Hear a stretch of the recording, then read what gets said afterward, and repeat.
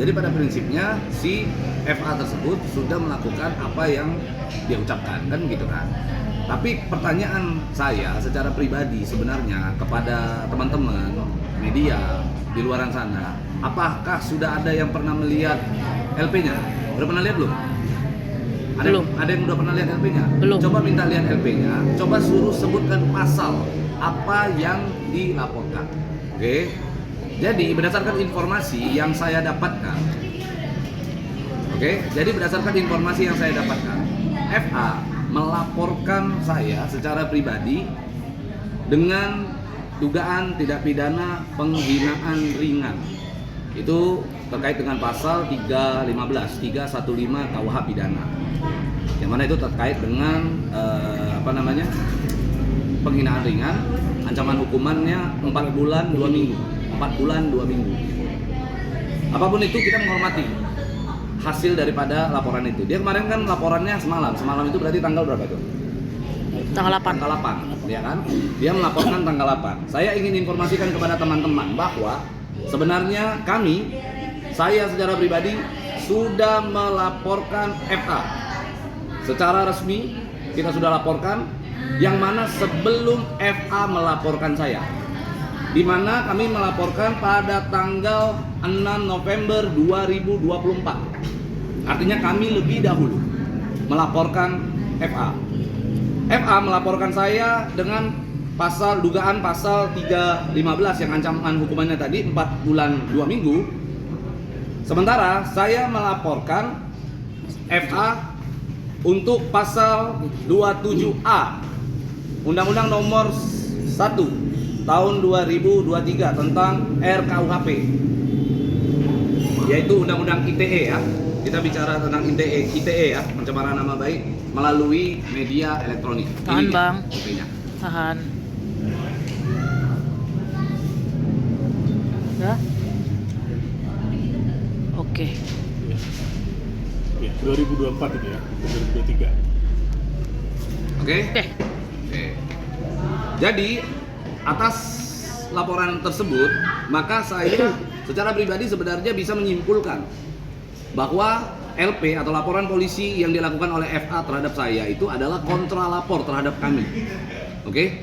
Mungkin bisa jadi karena dia ada rasa khawatir tuh, aduh gue udah dilaporin lagi sama Pablo, kan begitu kan? Gue dilaporin lagi, gue setidaknya ada pembelaan sedikit lah gitu. Jadi bukan gue yang membela diri, tapi saat ini FA sedang membela diri. Dia sedang membela diri karena kekhawatiran dia sudah saya laporkan. Oke? Nah, kembali lagi kalau kita bicara kalimat yang saya ucapkan di akun TikTok. Kan yang dipermasalahkan adalah akun TikTok.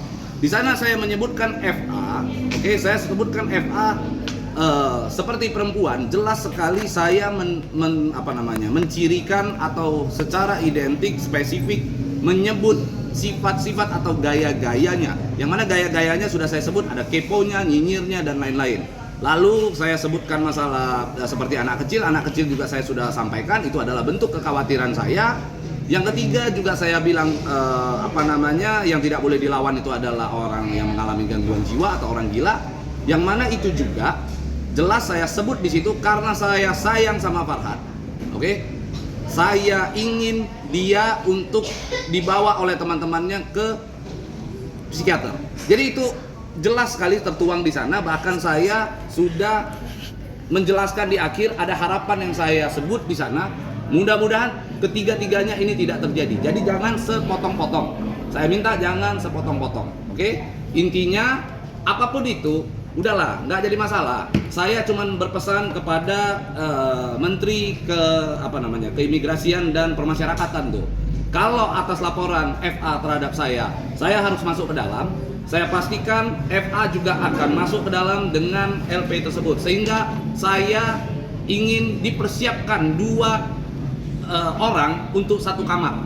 Jadi saya pengen ketemu sama FA di dalam, nggak apa-apa. Saya ingin ketemu dengan FA, saya mau ketemu FA di dalam.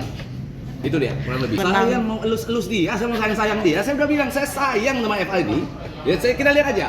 Kalau memang harus di dalam, atas laporan FA terhadap saya, dan atas laporan saya terhadap FA juga, FA harus di dalam, ketemu di dalam. Saya minta, saya request 1 aja.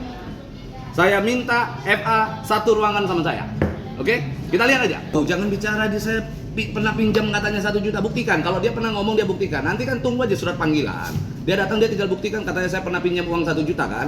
Intinya udahlah, buktikan. Kalau memang terbukti saya kasih 100 kali lipat tuh. Kalau memang betul gitu ya. Itu kembalikan lagi nanti ke kuasa hukumnya aja, tanyakan langsung sama yang bersangkutan. Ini sekarang kita fokus dulu ke urusan laporan polisi saya terhadap FA. Itu ya. Pablo tuh selangkah lebih maju.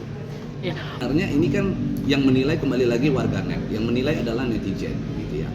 Seorang advokat, profesional advokat, ketika dia menangani perkara, maka yang harus dia bicarakan di dalam ruang publik dalam penanganan perkara tersebut harusnya spesifik secara substansi. Kalau ada advokat atau lawyer yang ketika dia menangani satu perkara lalu melebar kemana-mana, itu yang harus dipertanyakan kepada yang bersangkutan, kan begitu? Harus ditanyakan begitu. Kami di sini ini para advokat yang sudah memiliki jam terbang dan pengalaman. Kalau kami tanganin perkara satu itu aja yang kita bicarakan. Nggak akan pernah kita keluar dari satu rangkaian peristiwa suatu perkara gitu ya. Kita nggak akan pernah keluar dari substansi. Kalau kita keluar dari substansi, disitulah menunjukkan ketidakprofesionalannya seorang advokat atau lawyer. Intinya sih poinnya itu aja. Sekarang saya juga masih berteman baik. Kalau dia nggak anggap saya teman ya nggak apa-apa. Yang penting nanti kan ketemu sama saya di dalam. Kalau untuk secara substansi hukum, maka ini adalah kuasa hukum saya. Silakan boleh pandangannya bagaimana?